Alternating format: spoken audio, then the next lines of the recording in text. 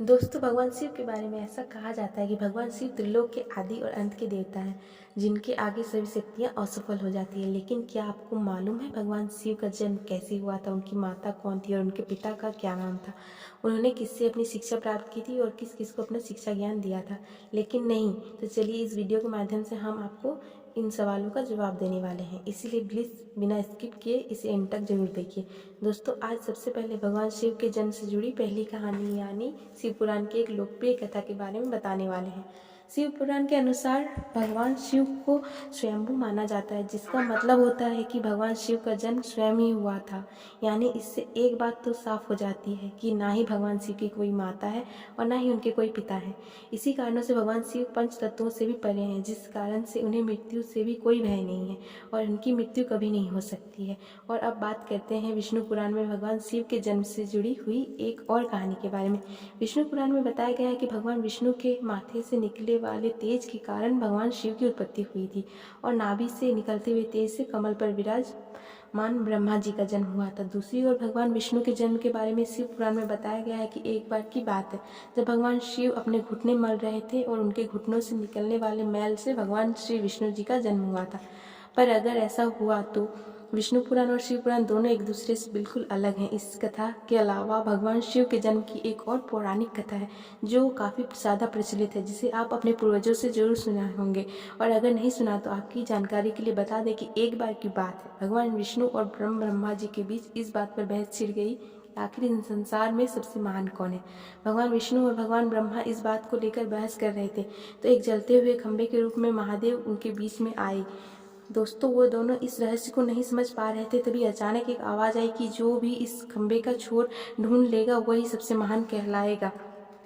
तभी ब्रह्मा जी ने एक पक्षी का रूप लिया और खंबे का ऊपरी हिस्सा ढूंढने निकल गए। वहीं विष्णु जी ने वराह का रूप धारण किया और खंबे का अंत ढूंढने निकल गए। बहुत देर तक खोजने के बाद भी दोनों में से किसी को भी खंबे का छोर नहीं मिला और दोनों हार मानकर वापस आ गए। जिसके बाद भगवान शिव अपने असली रूप में आए और फिर भगवान विष्णु और भगवान ब्रह्मा जी ने यह मान लिया कि महादेव ही सबसे महान और शक्तिशाली हैं। इनसे बड़ी शक्ति दुनिया में कोई नहीं है। इसके साथ ही शिव पुराण में दर्शाया गया खंबा इस बात का दर्शाता है कि ना ही भगवान शिव जन्मे थे और ना ही उनका अंत है। और एक कारण यह तो है, भगवान शिव को स्वयंभू कहा जाता है। भगवान शिव का अंत है ही नहीं, यानी वो अमर है।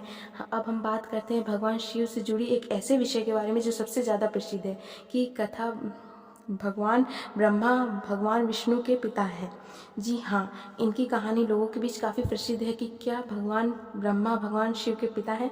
तो आपको बता दें कि आखिर किस प्रकार भगवान शिव ने ब्रह्मापुत्र के रूप में जन्म लिया था। इसके पीछे विष्णु पुराण की एक पौराणिक कथा है, जिसके अनुसार जब धरती आकाश पाताल या पूरा यूनिवर्स जलमग्न यानी पानी में डूबा हुआ था, तब भगवान विष्णु के अलावा कोई भी देव या प्राणी संसार में नहीं थे।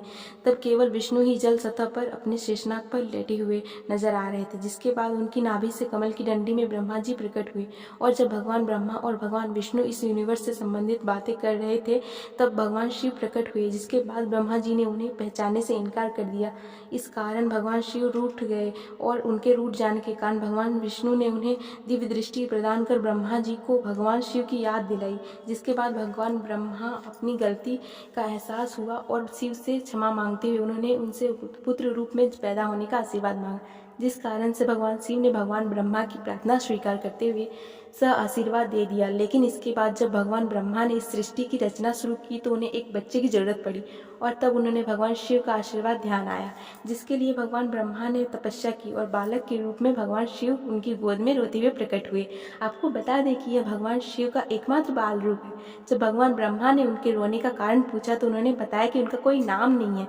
तब भगवान ब्रह्मा ने भगवान शिव का नाम रुद्र रख दिया, जिसका मतलब होता है रोने वाला। पर इसके बावजूद भी भगवान शिव चुप नहीं हुए, इसलिए ब्रह्मा ने उन्हें दूसरा नाम दिया और शिव को वो नाम भी पसंद नहीं आया और फिर भी वे चुप नहीं हुए। और इस तरह भगवान शिव के चुप कराने के लिए भगवान ब्रह्मा ने भगवान शिव को 108 नाम दिए थे, जो रुद्र, सर्व, भाम, उग्र, भीम, पशुपति, ईशान और महादेव जैसे नाम थे।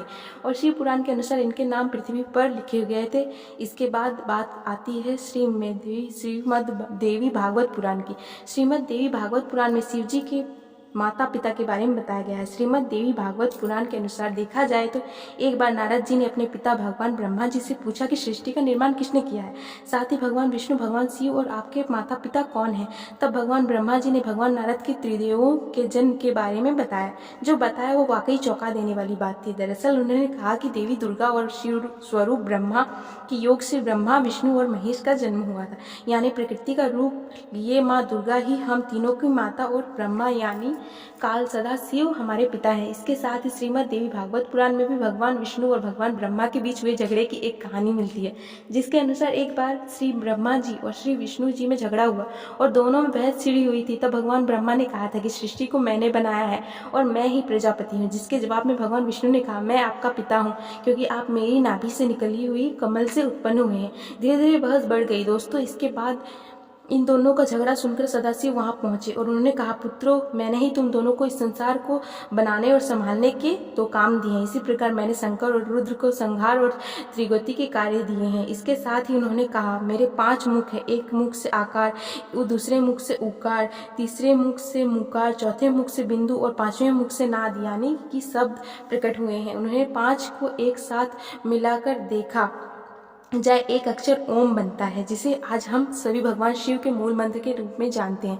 इतना कहने के बाद भगवान ब्रह्मा और विष्णु दोनों ही समझ गए कि भगवान शिव से ज़्यादा शक्तिशाली इस दुनिया में कुछ भी नहीं है। दोनों ने भगवान शिव को प्रणाम किया और चले गए। चलिए दोस्तों, अब आज भगवान शिव के बारे में इतना तो जान ही गए। जो क्या आपको पता है कि भगवान शिव ने किससे शिक्षा प्राप्त की थी और उनके गुरु कौन थे? हम जानते हैं कि शायद ही आप में से किसी को इसका जवाब पता होगा, पर जिन्हें नहीं पता उन्हें हम बता दें कि भगवान शिव स्वयं इस संसार के गुरु माने जाते हैं, जिन्होंने इस संसार गुरु शिष्य परंपरा की शुरुआत की थी। लेकिन आखिर यह सवाल आता है कि भगवान शिव किनके गुरु थे? तो आपको बता दें कि हिंदू धर्म के ग्रंथ कहते हैं ब्रह्मा जी और शिव जी इस संसार के सबसे पहले गुरु हैं, जिन्होंने गुरु शिष्य के रिश्ते को शुरुआत की थी। जहां ब्रह्मा जी ने अपने मानस पुत्रों को शिक्षा प्रदान की थी, वहीं शिव जी ने अपना ज्ञान केवल 7 शिष्यों को दिया था। यानी भगवान शिव 7 शिष्यों के गुरु थे और वे जिन शिष्यों के गुरु थे उन्होंने आज के समय में सप्त ऋषियों के दर्जा दिया गया है। तो दोस्तों, ये थे भगवान शिव से जुड़े हुए कुछ फैक्ट्स, जो आपको कैसे लगे हमें कमेंट्स में ज़रूर बताएं, ताकि हम आगे इसी तरह के वीडियो लाते रहें। और साथ ही अगर आपको वीडियो अच्छी लगी हो तो वीडियो को लाइक करें और वीडियो को शेयर करें और चैनल को सब्सक्राइब करें। Thank you.